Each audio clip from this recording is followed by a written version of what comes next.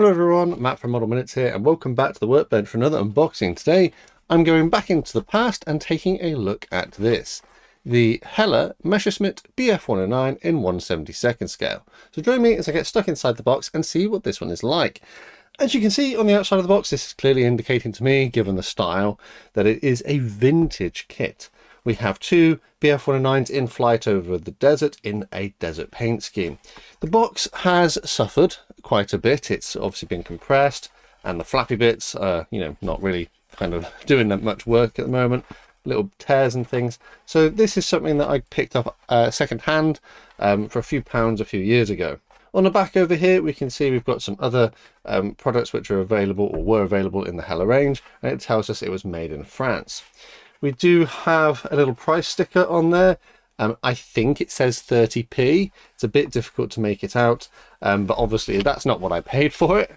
And the thin edges don't really feature anything. There is a product code of L081. And other than that, let's get inside the box and see what we have. So straight off the bat, I have a piece of paper. So these are clearly instructions.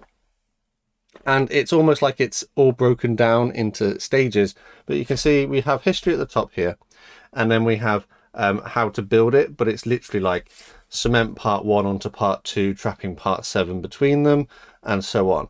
But there are, as you can see, other instructions in the bag here.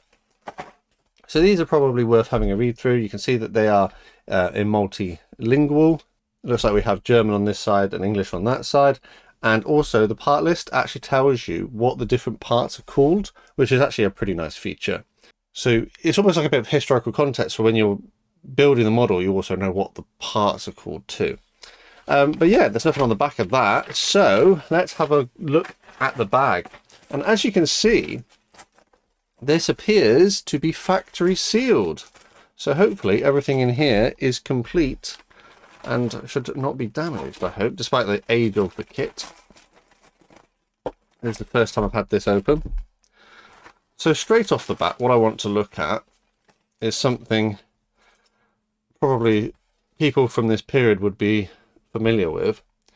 This is, I believe, an ampule of glue, which once upon a time you would have snipped the end off and then you would have squeezed out little bits of glue to build the kit. However, you can sadly see that this has split down the center and the glue has evaporated. So where has it evaporated to?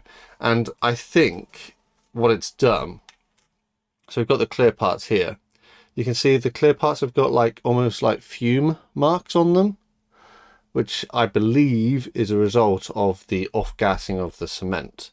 I don't think that originally from the factory the glass would have looked like that, which is a bit of a disappointment, but a bit of a testament to the age of the kit. Not much I can do about that without replacing the plastic, because it's almost like it effectively melted it a little bit. But I'll use them. I'll use the clear parts. The canopy framework, whilst I'm here, is reasonably proud, so I think I'll be able to mask that all right. Just a little shame about the discoloration. But yeah, as I mentioned, this is purely because of the age of the kit. The ampule of glue has popped and evaporated inside of the bag, which is a bit of a shame. Hopefully there's no further issues from that, but it remains to be seen.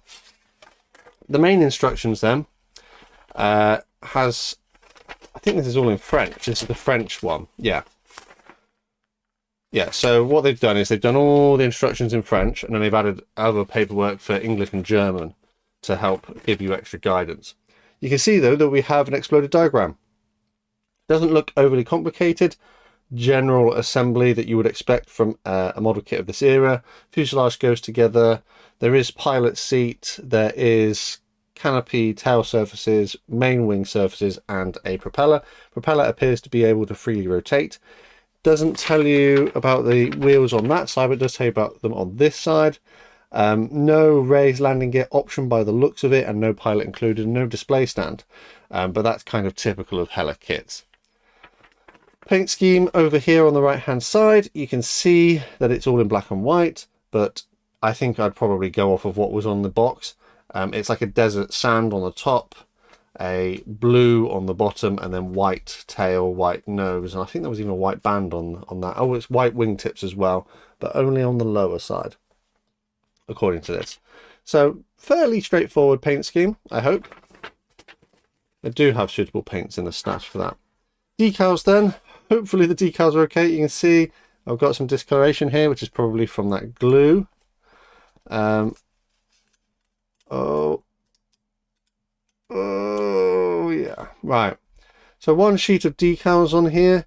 You can see that we've got our various markings. There's not many of them. There are historically accurate ones as well included if you want to use them, but you can see that the decal film has yellowed somewhat. The decals were printed to quite a nice quality. They look like they were, the registration is pretty decent. Colours are quite nicely reproduced, but it's the yellowing is the main problem.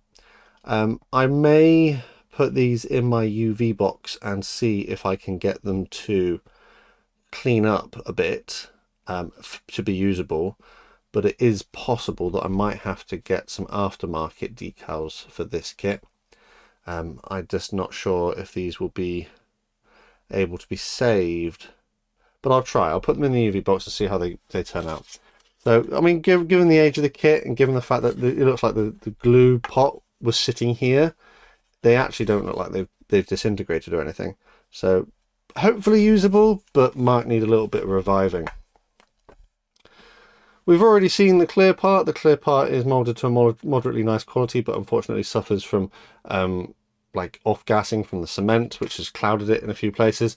But the main plastic parts, we have one main sprue and then our fuselage and our wings on separate runners. So let's have a look at the fuselage first. See, it says Messerschmitt there. Externally, the shape is quite nice. There's not much in the way of flash. Plastic doesn't feel greasy. It's relatively dense, but it does have a little bit of flex to it. And you can see we've got loads of rivets and panel lines, but they are all of the raised nature, which naturally would be a product of its time. Maybe a little bit of flash around the edges there, just a little bit of tidying up.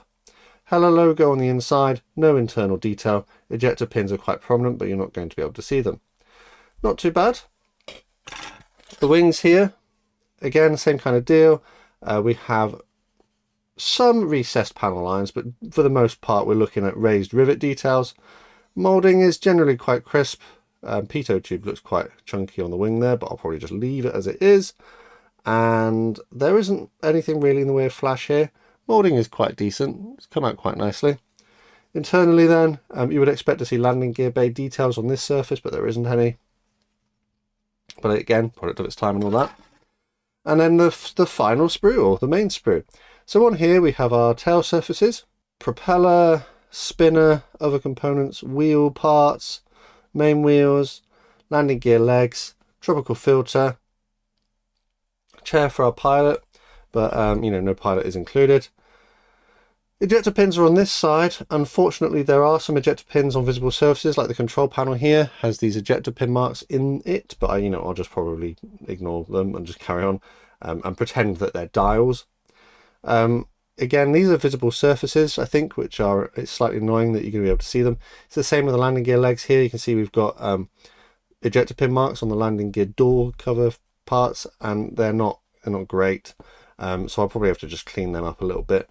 But for the most part, actually, doesn't look terrible. Definitely a product of its time. It wouldn't be up to quite to today's standards, but I think for the age of the kit and the fact that it's been it's in quite a tatty box and, you know, had the plastic glue sort of explode in the bag, it doesn't look too bad. So let's wrap this up. We had one dark grey plastic sprue of parts with a little bit of flash to clean up. Ejector pins are present, but for the most part looks fairly simple and acceptable. And then we had two runners with our fuselage and wings on. Again, quite simple. Details are of the raised variety, but they are typical of that era. One clear part, which is pretty nice, but actually, given the fact that we've had that discoloration, not much I can do about that, about replacing it. One little ampule of glue, but of course no glue is in there anymore. Decals may be rescuable. I question whether I could save them, but the yellowing is quite extensive, so aftermarkets might be required. Exploded diagrams for our assembly stages in the instructions, which do seem relatively straightforward to follow. Painting instructions are black and white, which was, typical of the time, but we do have English and German instructions included as well for clarity. All of that came contained within this box, which is a little bit tatty, but I do quite like the artwork on there. I think it looks pretty cool. So I can't remember how much I paid for this. I think it was less than £5. It was a few years back. It's been sitting in the stash waiting for me to get around to it eventually. I don't think for the price that I paid, it's too bad. It's a simple kit, only one paint scheme. It's a bit disappointing. There's no pilot, no display stand, no raised landing gear option, but that seems to be quite typical of Heller designs. From what I can tell, the tooling for this kit dates from 1972, which would make sense with what we've seen inside of the box. The version I have here with the sort of Riko sticker supposedly is also from 1972, so there would have been the original release, and I think they were like a distributor, which dates from the same time period. There have been a number of releases of this kit after this point. If you have a look on ScaleMates, it does go a little bit further into the future. I think the last time this was seen was over 20 years ago, so perhaps a bit of a rarity these days. I'm hoping it turns into quite an easy and pleasant build, and it will be nice to try and get this one completed and help it meet its modelling destiny. But I think it's probably time to leave this one here. Do let me know down in the comments what you thought of my review and if my assessment of this kit was fair. Don't forget that we have a Model Minutes Model Club, and if you'd like to join the Model Club and get exclusive perks like early access to videos, just like these guys on screen, check out the links below the video. Massive thanks to these Model Club members for the extra support they give the channel, helping me to create consistent content. Of course, there are other ways to help support the channel if you'd prefer, and again, full information is below the video, but the best way to support the channel for free is by subscribing with notifications turned on so you never miss a modelling upload. Finally though, last thing to say is a massive thank you to you for watching this one, and I'll see you on the workbench again next time.